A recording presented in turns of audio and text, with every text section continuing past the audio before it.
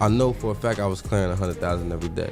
Now, the day I woke up and I only made like 40,000, I'm like, Like, look, this what I got charged with. This what happened, like. Fetty Wap was supposed to perform at Rolling Loud that night. He had his fit ready, his set list locked in, thousands of fans in those stands screaming his name, and the FBI was already waiting for him at the gate. They arrested him right there at Citi Field in Queens, New York, before he ever touched that stage. And when they took him into custody, they handed him an indictment that said he was the kilogram-level redistributor at the center of a bi-coastal drug trafficking organization moving over 100 kilograms, that's 220 pounds, of cocaine, heroin, fentanyl, and crack cocaine from the West Coast all the way to Long Island and New Jersey. Not street level, not hand-to-hand, kilogram level, the kind of weight that gets you a life sentence if they want to give it to you. This man had a #2 song on the Billboard Hot 100. He had a debut album go #1 on the Billboard 200. He had a booking fee that hit $250,000 a show. He had Drake remixing his records. He had Grammy nominations. He had the whole world singing Trap Queen from 2015 straight through to today.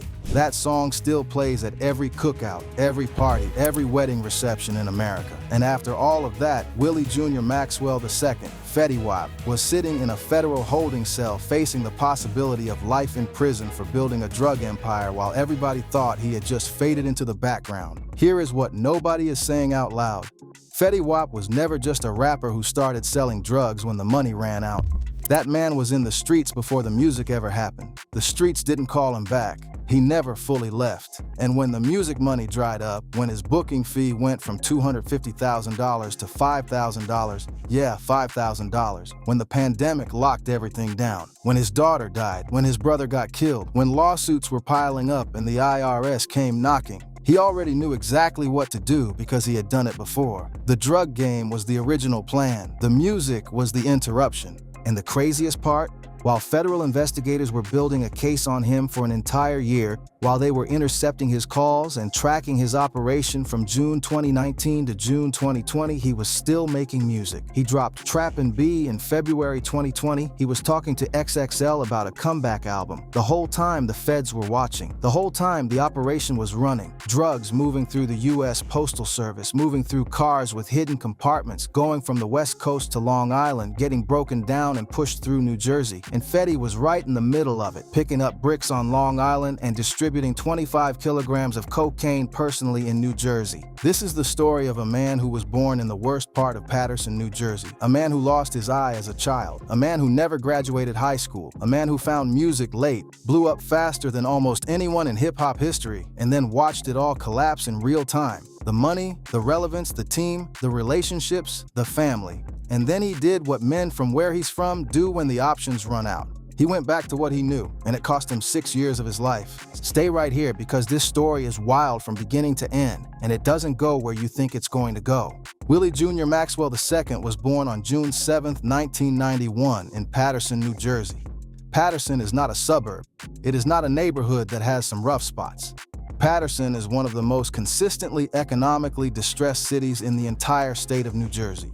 High unemployment, high poverty rates, a drug market that has been active for decades, and a public school system that was at one point declared among the worst in the country. This is where Fetty Wap came up. He went to Paterson Public School number 6. In an interview, Fetty said it himself. At the time, it was the worst school in the city. Ain't nobody want their kids to go to school 6, it was that bad. But it was where we lived. If you grow up in a bad area, there are bad things around it. That quote tells you everything you need to know about the foundation this man was building his life on. He was also born with glaucoma in both eyes. Doctors couldn't save his left eye. They fitted him with an ocular prosthesis while he was still young. Losing vision in one eye before you've even had a chance to understand what the world looks like is a trauma that most people don't talk about correctly. For Fetty, it became part of his identity, part of his signature look. But the reality is that he came into this world already fighting circumstances that most people never have to deal with.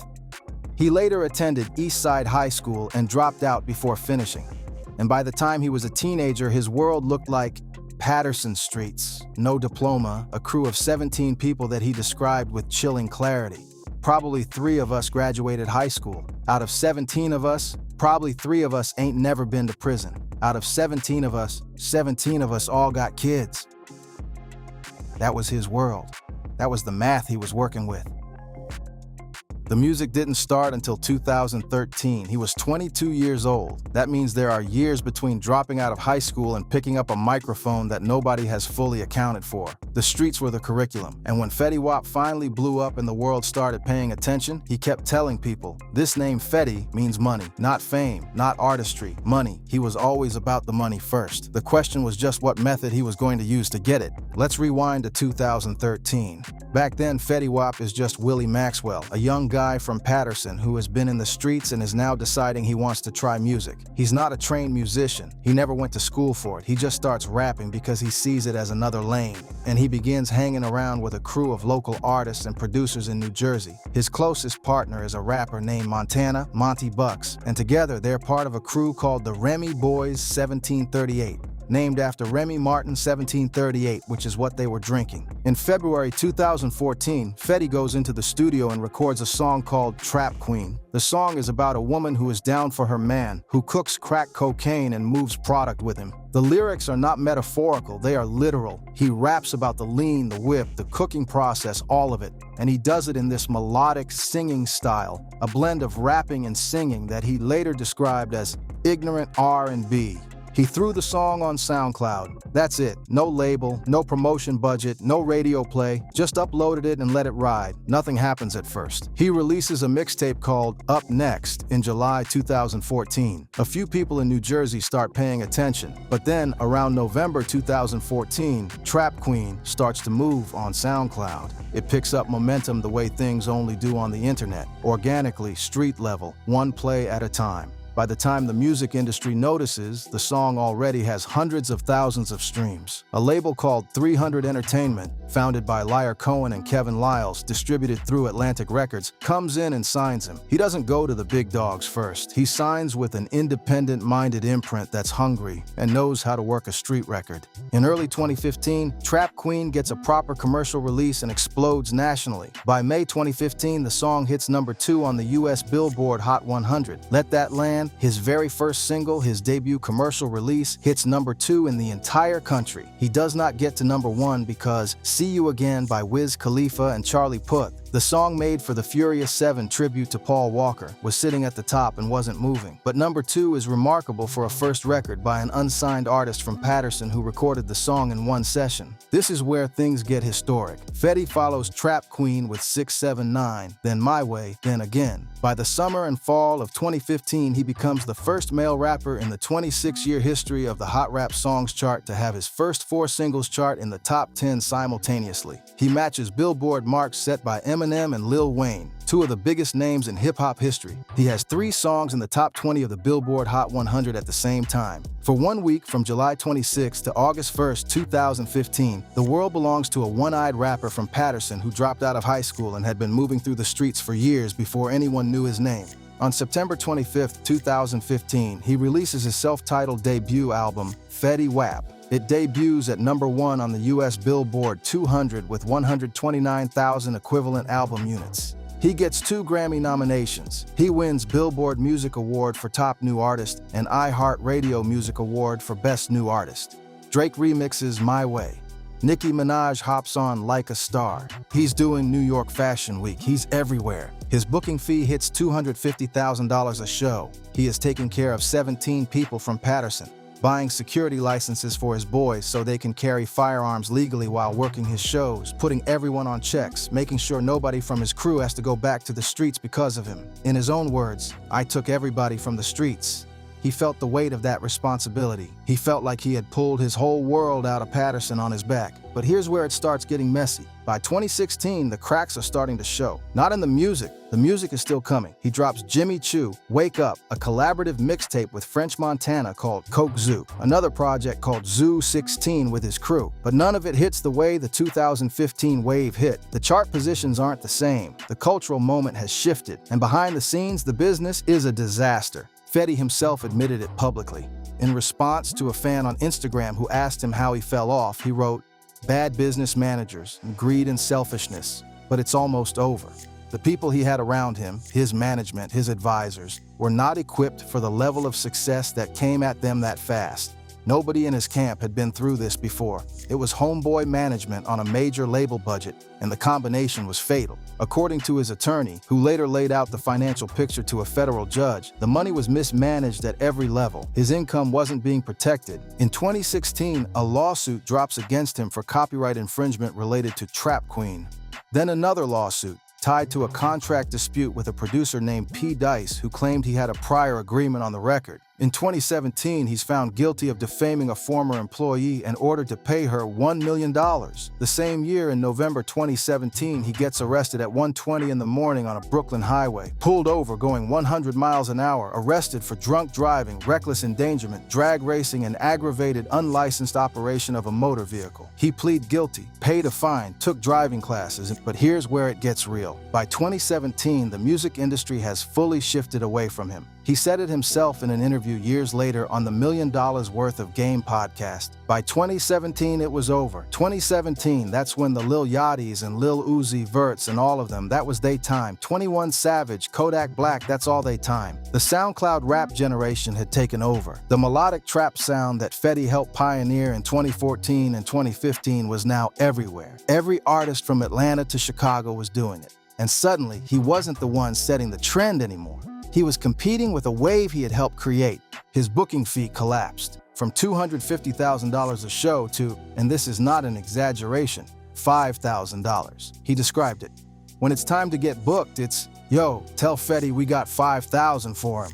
What the fuck? That is a 98% decline in what the market was willing to pay for his presence. He had 17 people depending on him. He had multiple children. He would eventually acknowledge 6 children with 6 different women. He had child support obligations. He had lawsuit judgments. He had back taxes, and his primary source of income had cratered. And here's what people don't talk about enough when they analyze this kind of fall. It's not just the money. The money is the visible part. What really happens when an artist goes from that level of relevance to being offered $5,000 a show is a psychological collapse that runs parallel to the financial one. For real. Think about what Fetty's life looked like at his peak. You wake up and your name is everywhere. Radio stations are playing your songs back to back. Drake is calling you to remix your record. Nicki Minaj is asking to get on your music. Magazines are putting you on covers. You walk into a venue and 10,000 people who came specifically to see you are losing their minds before you even say a word. That is an extraordinary level of external validation, and it becomes your baseline. It becomes what normal feels like, and then it stops. Not slowly. Not with a graceful transition. It stops the way a light switch flips. One year you're in the top 20 of the Billboard Hot 100 3 times simultaneously, and the next year promoters are offering you $5,000 for the same show you were getting $250,000 for. The phone calls change. The energy in rooms changes. People who used to fight for your attention start treating you like a nostalgia act, and you're still the same person. You still have the same voice. You still have the same songs. The music didn't get worse overnight.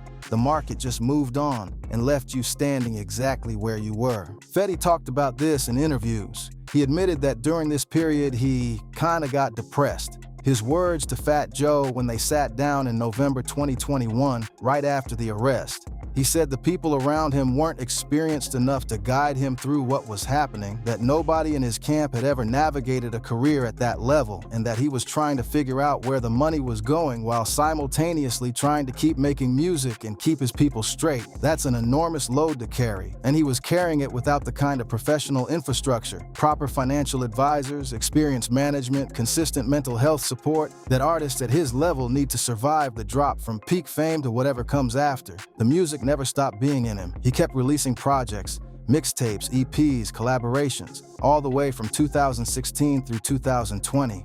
The industry just stopped amplifying it. And when the machine that was broadcasting your talent goes silent, the general public forgets, not because your talent left, but because the noise around it did.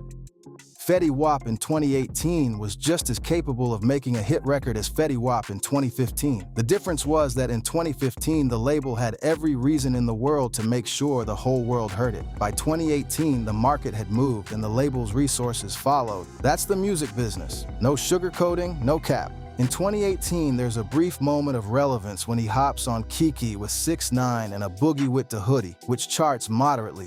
But it's not his moment.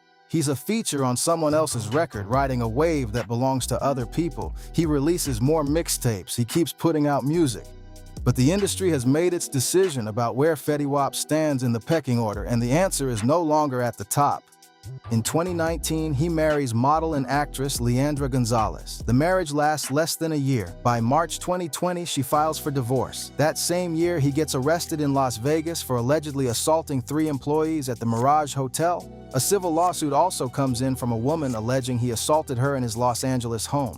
He was accused of causing $170,000 worth of damage to a Hollywood Hills rental property. And then, in October 2020, his younger brother Twishan Depew, 26 years old, gets shot and killed in Paterson, New Jersey, his own hometown. His own brother, shot dead on the same streets that Fetty had been trying to pull everybody away from. That hit different than any lawsuit, any bad chart position, any drop booking. You can rebuild from financial loss. You cannot rebuild from burying your little brother. Fetty made it out of Paterson on paper, but Paterson didn't let go of everyone he loved. That's the reality of where he came from, and no amount of billboard plaques changes it.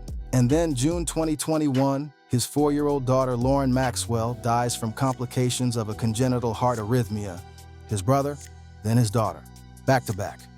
Pause on that for a second, because in between all the legal pressure and the financial collapse and the industry moving past him, this man lost his brother to gun violence and his 4-year-old child to a heart condition within 8 months of each other. That is a level of grief that breaks people. That reshapes how you see everything. What matters, what doesn't, what you're willing to risk, what you're already past caring about losing. By the time October 2021 rolled around, Fetty Wap had absorbed losses that most people don't face in a lifetime. The drug operation had already been running for 2 years at that point. In some ways, that context matters, not as an excuse, but as the full picture of what a man was carrying when he made the choices he made. Fast forward to October 2021, and the FBI is waiting for him at the Rolling Loud Festival gate. Here is the thing that makes this story different from every other rapper gets arrested story. The drug operation that Fetty Wap was involved in was not something he threw together out of desperation in 2020. Federal prosecutors established that the conspiracy ran from June 2019 to June 2020, a full year. That means the operation was active and organized before the pandemic even hit, before the lockdowns, before the touring economy collapsed. This was not a panic move. This was a deliberate business decision made by a man who understood how drug distribution worked from his time growing up in Paterson. Here's how the operation worked. No cap. A crew of 5 other men formed the structure around Fetty: Anthony Leonardi, 47 years old, Robert Leonardi, 26, Brian Sullivan, 26, Kevon Wiggins, 26, and Anthony Cinci, 23, a former New Jersey corrections officer. That last part is important. They had a corrections officer inside the operation. This was not amateur hour. The Leonardi brothers, Sullivan and Wiggins, were the procurement side. They were flying out west, buying product on the California market where pricing was lower, and figuring out the logistics of getting it back to the East Coast. They used 2 methods: the U.S. Postal Service and vehicles fitted with hidden compartments. They were literally mailing drugs through the post office and driving them across the country in trap cars. The drugs moved from the West Coast to Long Island, New York, where the stash house operation was based. Long Island was the hub. Suffolk County was ground zero. Anthony Cinci, the corrections officer, was the bridge between Long Island and New Jersey, transporting cocaine from Long Island into Fetty's territory in New Jersey. And Fetty Wap's role in all of this? Federal prosecutors called him a kilogram-level redistributor. He was picking up bricks on Long Island and personally distributing 25 kilograms of cocaine in New Jersey, not running the corner, not fronting work to some young boys, moving 25 kilos himself personally. The total volume of product that moved through this operation in that 1-year window, over 100 kilograms, 220 pounds, of cocaine, heroin, fentanyl, and crack cocaine. A combined street value that investigators and prosecutors have placed in the range of $24 million based on street pricing of those substances at that volume level. 2 9mm handguns, 2 pistols, a rifle, and ammunition were recovered. 5 of the 6 defendants were charged with using firearms in connection with the drug trafficking activity. During a year-long investigation, the feds recovered $1.5 million in cash, 16 kilograms of cocaine, 2 kilograms of heroin, and numerous fentanyl pills. Think about what it means to have over $1.5 million in cash sitting in a stash house. That's the kind of operation that requires infrastructure, storage, security, distribution networks, reliable suppliers. This was not improvised. And here's some wild. On September 28, 2021, just days before his arrest, Fetty Wap posted a preview of a song called Out the Hood on Instagram and teased that new music was dropping on October 22nd. He released the cover art for a project called The Butterfly Effect on October 13th, posted a preview of a song called Out the Hood on Instagram and teased that new music was dropping on October 22nd. He released the cover art for a project called The Butterfly Effect on October 13th. The album was set to drop October 22nd, 2021. He was marketing a music comeback while federal prosecutors were finalizing an indictment against him that had been filed on September 29th. The indictment was sealed. He didn't know the feds were coming. The arrest was a sting. They waited until he was physically at Citi Field for Rolling Loud, walking toward the backstage entrance, and they took him there. On a Thursday night in New York City, with thousands of fans waiting for him to perform, the FBI arrested Fetty Wap on federal drug conspiracy charges. He never made it to the stage. The Butterfly Effect album dropped October 22nd, 2021 as planned, but Fetty Wap was in a federal holding cell, not a studio. His attorney didn't even request bail at his initial appearance.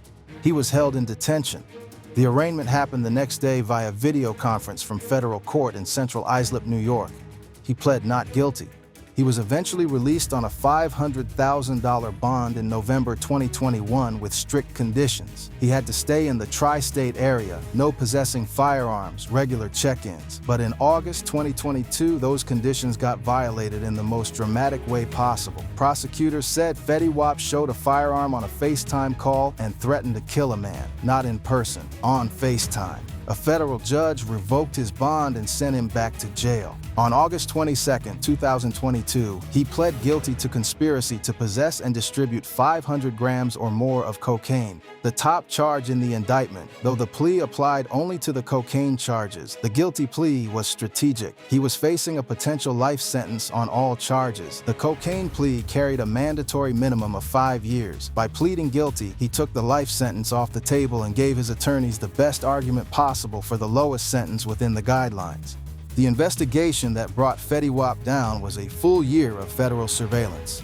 This was not a traffic stop that went sideways. This was not a tip from an informant that led to a quick search warrant. The FBI and the Eastern District of New York's U.S. Attorney's Office built this case brick by brick from June 2019 to June 2020. Intercepting communications, tracking shipments, following money, building out the organizational chart of the operation before they moved on anyone. Suffolk County local law enforcement was also involved. Before the federal indictment was unsealed, Suffolk County had already seized 17 kilograms of cocaine, 2 kilograms of heroin, and $1.5 million in cash from Fetty's co-defendants. Suffolk County District Attorney Timothy Sinney said in a statement, "They were wholesale drug dealers who pumped massive quantities of narcotics into our communities. The magnitude of this operation was enormous." That word, wholesale, is important.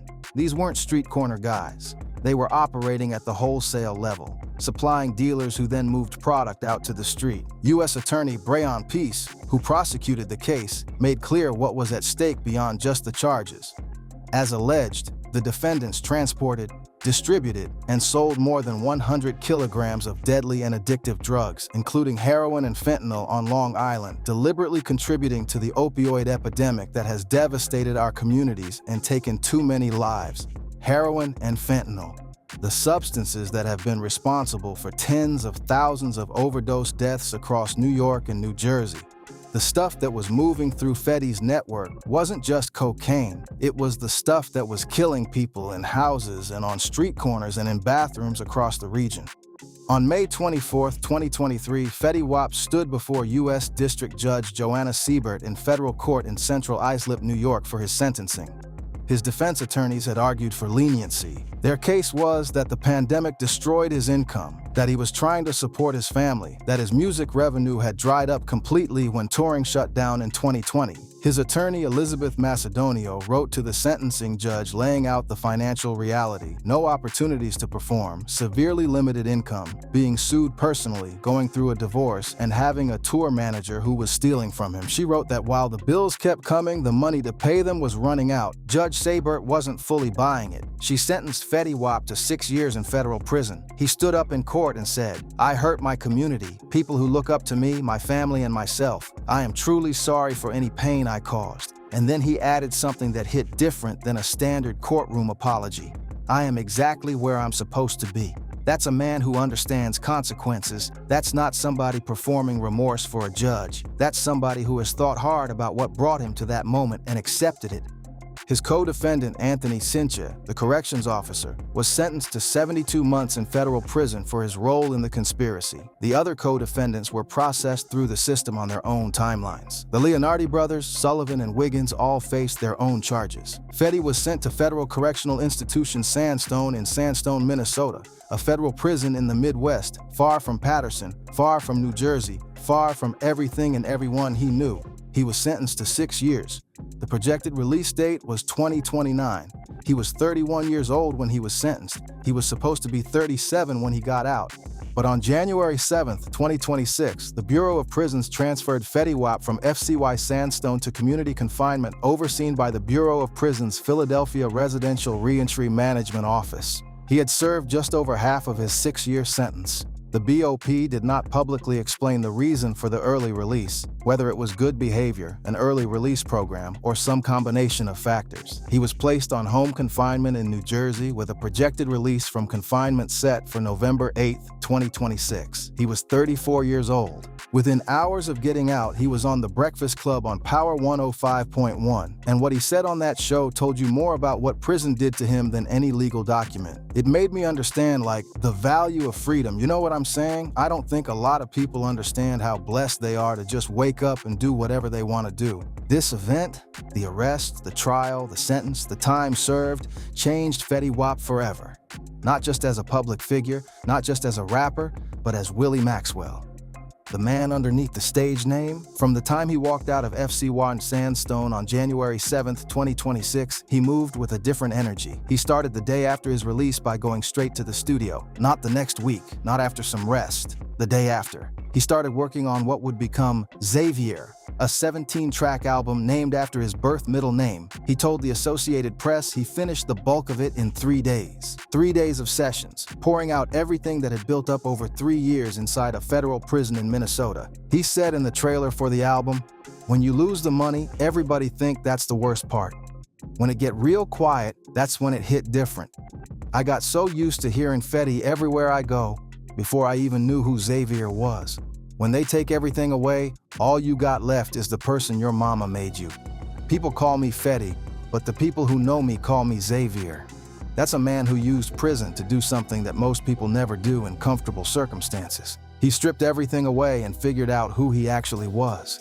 Xavier dropped on March 27, 2026 through 300 Entertainment, a 17-track project that blended the melodic club anthems that made him famous with deeply personal reflections on the years he lost. The album features G Herbo on a track called I Remember / Dear Xavier, a diaristic song that Fetty described as an ode to the past and present. It features his sisters on backing vocals for a track called White Roses. It features his longtime collaborator Monty, and it features Max B, a rapper who Fetty has long respected and who himself did serious time, a choice of collaborator that wasn't accidental. The Xavier era launched with a sold-out homecoming show at the Wellmont Theater in Montclair, New Jersey on April 4, 2026, then Hartford, then Albany, then Stroudsburg, Pennsylvania. He was back on stages, back in front of crowds, back doing what he was built for, except this time without the weight of an operation running in the background, without the stress of financial collapse, without the noise of bad management and greed and selfishness pulling him off course. He also went back to Eastside High School, the school he dropped out of, and performed for the students. His message to them, don't drop out. He was the cautionary tale making the lesson in real time. He told Vibe magazine something that captured the whole arc of his life in one line. I promised myself one thing this time. I'm just going to take my time through life now. Just really enjoy life. Now let's talk about what this story actually means in the bigger picture, because this is important. Fetty Wap's story is not unique. What makes it feel unique is the scale. The #1 album, the booking fee that went from $250,000 to $5,000, the federal indictment at a Rolling Loud festival. But the pattern is something that the rap industry has seen over and over again. Artists who come from environments where the drug trade is a normal economic activity, who transition into music as an alternative path, and who return to that environment when the music stops providing. The industry creates enormous wealth for a small window of time, fails to protect that wealth or create sustainable structures for artists. And then those artists are left holding the bag when the wave passes. Fetty went from making $250,000 a night to being offered $5,000 for the same show. That's not a career shift. That's a financial cliff. And unlike an executive at a company who gets laid off and collects severance and has savings and a professional network, Fetty had 17 people depending on him. Child support obligations across multiple households, back taxes, lawsuit judgments, and a skill set that the market had decided was no longer worth full price. The only other industry he had ever been trained in was the one he grew up in. His attorneys framed it for the judge as a pandemic decision, and the timeline of the drug operation does intersect with the period of greatest economic pressure, with the operation running from June 2019 through June 2020, covering the beginning of the COVID lockdowns. But the operation started before the pandemic, which tells you this wasn't a response to COVID. This was a pre-existing decision that was already in motion. What the feds found when they looked at Fetty's network wasn't a desperate artist scrambling for cash. What they found was a kilogram-level distributor operating within a sophisticated bi-coastal organization that moved 220 pounds of narcotics over a year. That's not survival mode, that's business mode. The streets taught him how to run that kind of operation before the music ever started. The music was the interlude. The operation was the career. The 100+ kilograms of heroin, fentanyl, and cocaine that moved through that network didn't land nowhere. It landed in Long Island communities. It landed in New Jersey neighborhoods. Some of that product, the fentanyl specifically, would have contributed to overdose deaths. The opioid crisis was killing people every single day in the exact communities where Fetty grew up, where his people lived, where the kids who looked up to him grew up. That's the part of this story that doesn't get comfortable to sit with. That's the contradiction that Fetty himself acknowledged when he said in court, "I hurt my community, people who look up to me." But here's where it gets complicated, and this is important because there's no cap way to have this conversation without acknowledging the full complexity. Fetty Wap grew up in conditions that produced exactly this outcome. Public school number 6, the worst school in Paterson, a city with poverty rates that have been consistently among the highest in New Jersey. A crew of 17 where only 3 graduated high school and only 3 had never been to prison. The system that created those conditions, that concentrated that level of disadvantage in a single city and then a single school and then a single generation of kids. That system is part of this story too. Not as an excuse, as a fact. When Fetty said to Interview magazine in 2016, at the absolute peak of his success, "I still accompany a member of my crew on his visits to his PO. I still run with my boys from childhood." He never left, even when he had everything. That loyalty to where he came from was genuine. It was also the thing that made it impossible for him to fully separate from the environment that was going to eventually pull him back under. Today, and for real, this is where it lands. Willie Jr. Maxwell II is home. He's on home confinement in New Jersey until November 2026. He dropped a 17-track album in 3 days. He sold out a homecoming show. He's touring the East Coast. He's going back to his old high school to talk to the kids he used to be. He's talking about community initiatives, about expanding access to education, about vision care for young kids, because he knows what it means to grow up with an eye condition and no resources to address it properly. The current status of his co-defendants, Anthony Sinche, the corrections officer, is doing 72 months. The Leonardi brothers and others processed through the system with their own sentences. The current status of his music, Xavier, is out. His signature sound, melodic, bouncy, street authentic but radio ready, is still there. His song Again re-entered the Hot 100 in 2025 because a new generation found it on social media a full decade after he first recorded it. Trap Queen is diamond certified. The music never fully went away. The man just had to go through fire to get back to it. The Trap Queen rapper, the man who built a $24 million drug empire when rap stopped paying, is back to what he was always supposed to be doing. He just had to lose everything to remember that.